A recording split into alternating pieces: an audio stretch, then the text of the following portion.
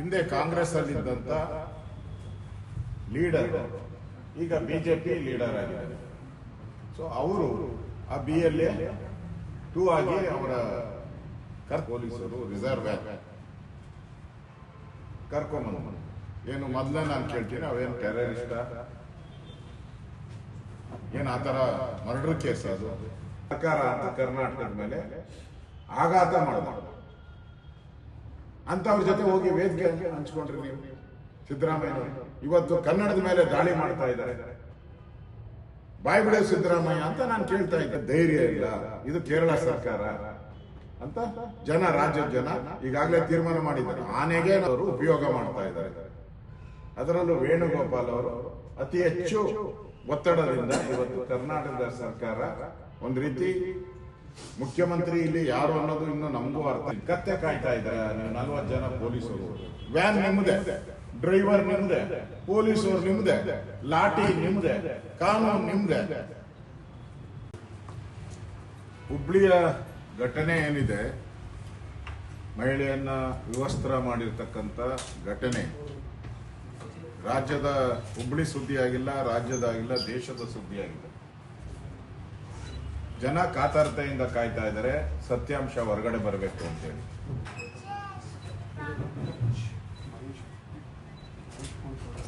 BLA-2 ಏನು ಚುನಾವಣಾ ಪ್ರಕ್ರಿಯೆ ಇದೆ, ಅದು ಚುನಾವಣಾ ಆಯೋಗ ಮಾಡುವಂಥದ್ದು. ಅದೊಂದು ಸ್ವಾಯತ್ತ ಸಂಸ್ಥೆ. ಅದು ಅಲ್ಲಿ ಪ್ರತಿ ರಾಜಕೀಯ ಪಕ್ಷದ ಒಬ್ಬೊಬ್ಬ ಏಜೆಂಟ್ ಅಧಿಕಾರಿಗಳ ಜೊತೆ ಹೋಗಕ್ಕೆ ಕಾನೂನು ಪ್ರಕಾರ ಅವಕಾಶ ಇದೆ. ಆ ಕಾನೂನಿನ ಅವಕಾಶದ ಅಡಿಯಲ್ಲಿ ಅಲ್ಲಿ ನಮ್ಮ ಹಿಂದೆ ಕಾಂಗ್ರೆಸ್ ಅಲ್ಲಿದ್ದಂತ ಲೀಡರು ಈಗ ಬಿಜೆಪಿ ಲೀಡರ್ ಆಗಿದ್ದಾರೆ.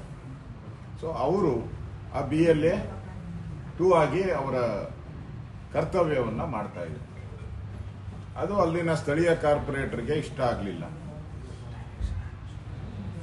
ಅವರು ಪೊಲೀಸರ ಮೇಲೆ ಧಮಕಿ ಹಾಕಿ ನಿನ್ನ 24 ಗಂಟೆಯಲ್ಲಿ ಸಸ್ಪೆಂಡ್ ಮಾಡ್ತೀನಿ ಅಂತೇಳಿ ಧಮಕಿ ಹಾಕಿ ಈ ಹೆಣ್ಣುಮಗಳ ಮೇಲೆ ಅರೆಸ್ಟ್ ಮಾಡಕ್ಕೆ, ಒಬ್ಬ ಹೆಣ್ಣುಮಗಳನ್ನ ಅರೆಸ್ಟ್ ಮಾಡಕ್ಕೆ 40 ಜನ ಪೊಲೀಸರು ರಿಸರ್ವ್ ವ್ಯಾನ್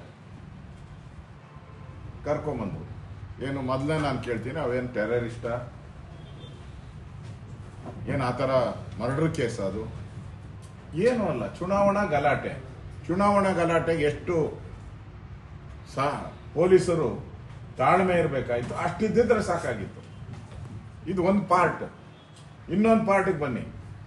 ಯಾವ ಕಾರ್ಪೊರೇಟರ್ ಮೇಲೆ ಕಂಪ್ಲೇಂಟ್ ಆಯಿತು, ಅದೇ ಕಾರ್ಪೊರೇಟರ್ನ ಬಂಧಿಸಕ್ಕೆ ರಿಸರ್ವ್ ಯಾಕೆ ಮೂಲ್ಯ? ಯಾಕಂದ್ರೆ ಇವ್ರಿಗಿಂತ ಪವರ್ಫುಲ್ ಅವರು, ಇವ್ರಿಗಿಂತ ಫಿಸಿಕಲಿ ಶಕ್ತಿಯಲ್ಲಿ, ಅಧಿಕಾರದಲ್ಲಿ ಪವರ್ಫುಲ್ ಇದ್ದಾರೆ. ಅವ್ರನ್ನ ಯಾವ ಯಾರಲ್ಲಿ ಕರ್ಕೊಂಡು ಹೋದ್ರಿ ನೀವು? ಯಾವ ಕಾರಲ್ಲಿ ಕರ್ಕೊಂಡೋದು? ಇನೋವಾ ಕಾರಲ್ಲಿ ಕರ್ಕೊಂಡು ಅರೆಸ್ಟ್ ಮಾಡಿದ್ರೆ ಕಾಂಗ್ರೆಸ್ ಅವ್ರಿಗೆ ಇನೋವಾ ಕಾರ್, ಪಬ್ಲಿಕ್ ನ ಅರೆಸ್ಟ್ ಮಾಡಿದ್ರೆ ಅವ್ರಿಗೆ ಪೊಲೀಸ್ ವ್ಯಾನ್. ಇಲ್ಲೇ ಸ್ಪಷ್ಟವಾಗಿ ಗೊತ್ತಾಗ್ತಾ ಇದೆ ತಾರತಮ್ಯ ಮಾಡ್ತಾ ಇದ್ದಾರೆ.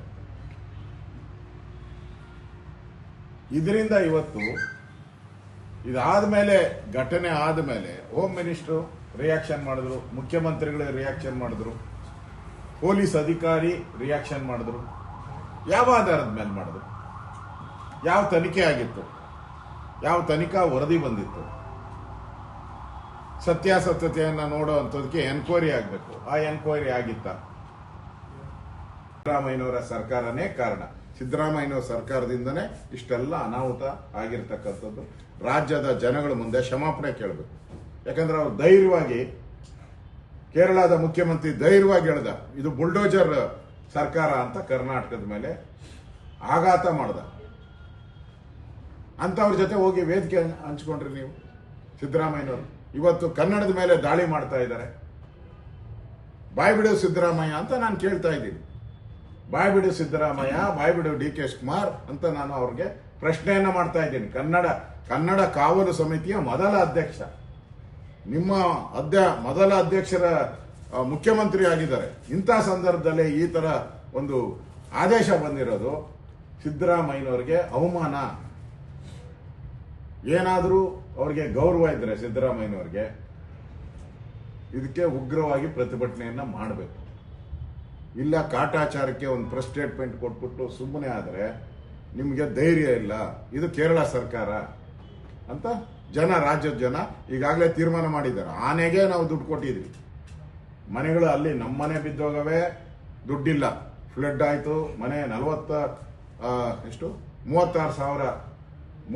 ಲಕ್ಷ ಮನೆಗಳು ಕಟ್ಕೊಡ್ಬೇಕು ನಾವಿನ್ನ, ದುಡ್ಡು ನಮ್ಮ ಹತ್ರ ದುಡ್ಡಿಲ್ಲ. ಅವ್ರಿಗೆ ಹಣ 10 ಕೋಟಿ ಹಣ ಬಿಡುಗಡೆ ಮಾಡಿದ್ದಾರೆ. ಅಂದ್ರೆ ಎಲ್ಲ ಕೇರಳಕ್ಕೆ ಹೋಗ್ತಾ ಇದೆ.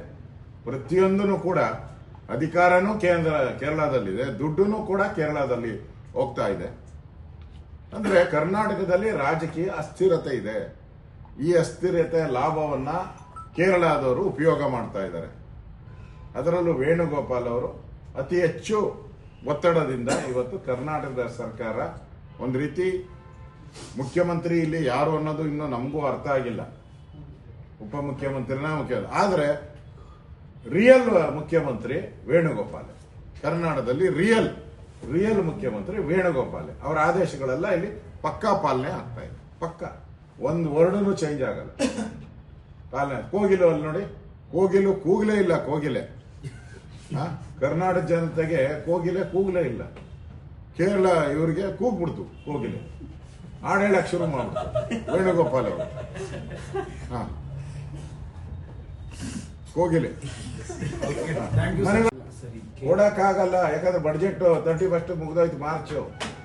ಅದರಲ್ಲಿ ಅಲೋಕೇಶನ್ ಆಗಿ ಕೊಡಬೇಕಾಗಿತ್ತು. ಫೈನಾನ್ಸ್ ಅವ್ರು ಹೇಳ್ತಾರೆ ಅಲೋಕೇಶನ್ ಮಾಡಿದಿರಿ ಅಂತಾರೆ. ಮಾಡಿದ್ರೆ ದುಡ್ಡು ಎಲ್ಲೋಯ್ತು ಇವಾಗ 5,000 ಕೋಟಿ. ಅದು ವಾಲ್ಮೀಕಿ ನಿಗಮದ ತರ ಏನೋ ಪಟಾಪಟ್ ಅಂತ ತೆಲಂಗಾಣ ಹೇಳಿದ್ರಲ್ಲ, ಅಲ್ಲಿಗೆ ನಾನು ಹೊರಟೋಯ್ತು 5,000 ಕೋಟಿ. ಪೊಲೀಸ್ ಇನ್ಸ್ಪೆಕ್ಟರ್ನ ಸಸ್ಪೆಂಡ್ ಮಾಡಬೇಕು ಮತ್ತು ಯಾರು ವ್ಯಾನ್ ಒಳಗಡೆ ಇದ್ರು ಅವ್ರ ಮೇಲೂ ಅವ್ರನ್ನೂ ಸಸ್ಪೆಂಡ್ ಮಾಡಬೇಕು. ಇಷ್ಟು ಆಗ್ರಹವನ್ನ ನಾವು ಮಾಡ್ತಾ ಇದ್ರಿ. ಈ 3 ಪಾಯಿಂಟ್ ನಾವು ಇಟ್ಕೊಂಡು ಆಗ್ರಹವನ್ನು ಮಾಡ್ತಾ ಇದ್ರೆ, ಅದಕ್ಕೋಸ್ಕರ ಇವತ್ತು ನಾನು ನಮ್ಮ ಚಲವಾದಿ ಬಂದಿದ್ದೆ,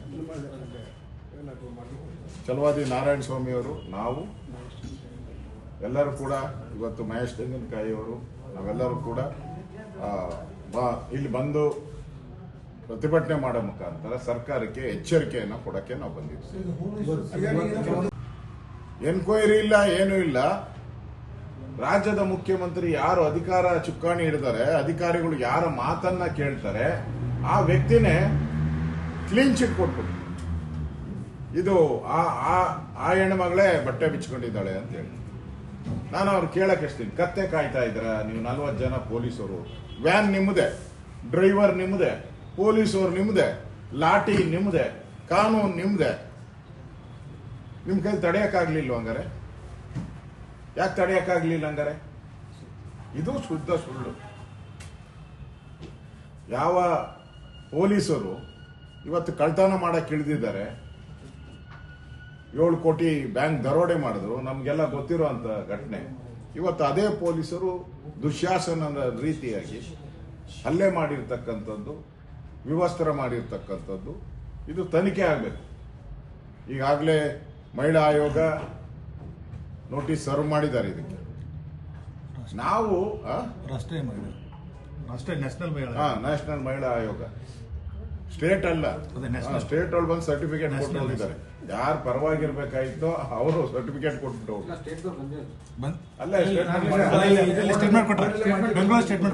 ಸ್ಟೇಟ್ಮೆಂಟ್ ಕೊಟ್ಟಿದ್ದಾರೆ, ಏನೂ ಆಗಿಲ್ಲ ಅಂತ. ಯಾರು ವಾದ ಮಾಡಬೇಕಾಯ್ತು ಮಹಿಳೆಯರ ಪರವಾಗಿ, ಅವರು ಮಾಡಲಿಲ್ಲ. ಅಲ್ಲಿ ಈಗ ರಾಷ್ಟ್ರೀಯ ಮಹಿಳಾ ಆಯೋಗ ಇದರ ಮೇಲೆ ಕ್ರಮ ಮಾಡಿದೆ. ನಾನು ಸರ್ಕಾರಕ್ಕೆ, ಇಲ್ಲಿನ ಪೊಲೀಸ್ ಇಲಾಖೆಗೆ, ನೀವು ತನಿಖೆ ಮಾಡದೆ ಮುಂಚೆ ಕ್ಲೀನ್ ಚಿಟ್ ಹೆಂಗ್ ಕೊಟ್ರಿ? ಮತ್ತೆ 40 ಜನ ಬೇಕಾಗಿತ್ತ? ಆ ಒಬ್ಬರನ್ನ ಕರ್ಕೊಂಡು ಹೋಗಕ್ಕೆ 40 ಜನ ಬೇಕಾಗಿತ್ತ? ಯಾರು ಒತ್ತಡದ ಮೇಲೆ ಮಾಡಿದ್ರಿ? ಯಾವ ಇನ್ಫ್ಲೂಯೆನ್ಸ್ ಇತ್ತು? ಇವೆಲ್ಲನೂ ಕೂಡ ಕ್ವಶನ್ ಮಾರ್ಕ್ಸೇ ಇರೋದು ಎಲ್ಲರ ಜನಗಳ ಮನಸ್ಸಲ್ಲಿ. ಅದಕ್ಕೆ ನಾವು ಇದನ್ನ ನ್ಯಾಯಾಂಗ ತನಿಖೆಗೆ ಕೇಳ್ತಾ ಇದ್ದೀವಿ. ಅದು ಒಂದು ವಾರದಿಂದ ಯಾವುದೋ ವಿಡಿಯೋನೇ ಇರಲಿಲ್ಲಲ್ಲ, ಯಾವುದಿತ್ತ ಇರಲಿಲ್ಲ. ನಾನು ಬರ್ತೀನಿ ಅಂತ ಗೊತ್ತಾದ ತಕ್ಷಣನೇ ನಾನು ಯಾವಾಗ ಅಲ್ಲಿ ಆವಾಜ್ ಹಾಕಿದೆ, ಯಾವಾಗ ಗಡುವನ್ನ ಕೊಟ್ಟಿದೆ, ಆ ವಿಡಿಯೋ ಬಿಡುಗಡೆ ಆಯಿತು. ನಾನು ಕೇಳ್ತಾ ಇರೋದು ಸರ್ಕಾರಕ್ಕೆ, ನೀವು ವಿಡಿಯೋ ಮೊದಲು ಹಿಂದಿನ ಜನ್ಮದಲ್ಲಿ ಏನಾಯ್ತು ಅಂತ ನಾನು ಕೇಳ್ತಾ ಇಲ್ಲ, ಮುಂದಿನ ಜನ್ಮದಲ್ಲಿ ಏನಾಯ್ತು ಅಂತ ನಾನು ಕೇಳ್ತಾ ಇಲ್ಲ, ಈಗ ಏನಾಯ್ತು ಅಂತ ನಾನು ಕೇಳ್ತಾ ಇಲ್ಲ. ಹಿಂದೆ ಏನಾಯ್ತು, ಕಾಂಗ್ರೆಸ್ ಪಾರ್ಟಿಯಲ್ಲಿ ಇದ್ದಾಗ ಏನಾಯ್ತು ನನಗೆ ಗೊತ್ತಿಲ್ಲ. ಈಗ ಏನಾಗಿದೆ ಅದು ಸರಿನಾ ತಪ್ಪು ಅಷ್ಟೇ. ಹಿಂದೆ ಏನು ಅಪರಾಧ ಆಗಿದ್ರೆ ಕ್ರಮ ತೆಗೆದುಕೊಳ್ಳಿ, ನಮ್ದೇನು ಅಬ್ಜೆಕ್ಷನ್ ಇಲ್ಲ. ಏನು ಅಪರಾಧ ಮಾಡಿದ್ದಾರೆ, ಅಪರಾಧಕ್ಕೆ ಯಾರು ಕಂಪ್ಲೇಂಟ್ ಕೊಟ್ಟಿದ್ದಾರೆ, ಯಾರು ವಿಡಿಯೋ ಬಿಡುಗಡೆ ಮಾಡುತ್ತಲ್ಲ ಅವನು ಇವ್ರ ಜೊತೆ ಇದ್ದವ್ರೆ, ಆ ಕಾರ್ಪೊರೇಟರ್ ಇವ್ರ ಜೊತೆ ಇದ್ದವ್ರು, ಮೂರು ಇವರು ಒಂದು ಒಟ್ಟಿಗೆ ಇದ್ದವ್ರು. ಅವಾಗ ಅದನ್ನ ಕಂಪ್ಲೇಂಟ್ ಕೊಡ್ಲಿ, ಕಂಪ್ಲೇಂಟ್ ಕೊಟ್ರೆ ಅದ್ರ ಮೇಲೆ ತನಿಖೆ ಮಾಡಿ, ನಮ್ದೇನು ಅಬ್ಜೆಕ್ಷನ್ ಇಲ್ಲ. ಆದ್ರೆ ನಾವು ಕೇಳ್ತಾ ಇರೋದು ಈಗ ಆಗಿರೋದು ಸರಿಯೇ? ಮುಂದೆ ಏನು ಮಾಡ್ತೀರಿ ಸರ್? ಹೆಚ್ಚಿನ ವಿಡಿಯೋಗಳಿಗೆ ಪ್ರತಿಧ್ವನಿ ಯೂಟ್ಯೂಬ್ ಚಾನೆಲ್ ಸಬ್ಸ್ಕ್ರೈಬ್ ಮಾಡಿ, ಬೆಲ್ ಐಕಾನ್ ಕ್ಲಿಕ್ ಮಾಡಿ.